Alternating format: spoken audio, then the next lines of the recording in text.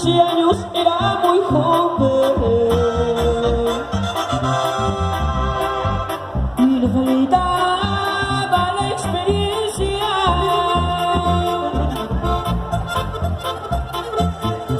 Y me dijo: señor, le tengo vergüenza.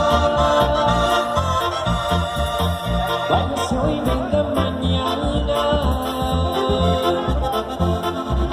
y para decirme la verdad, ¿qué señas tiene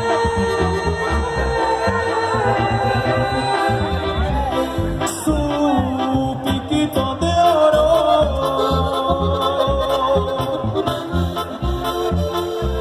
y su salita? Las tiene sobredoradas aquí en mi pecho, y sus caricias van grabadas.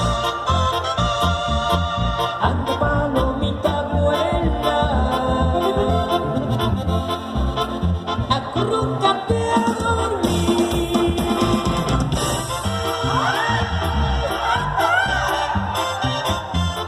Un saludo para Noel Lugo de Río Verde, San Luis Potosí, y para Jessica Alejandro de San Juan del Río, que se van a casar.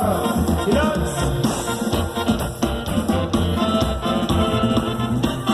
Alegre, vamos, se la saben.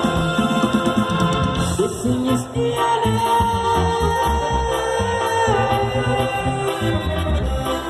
Su piquito de oro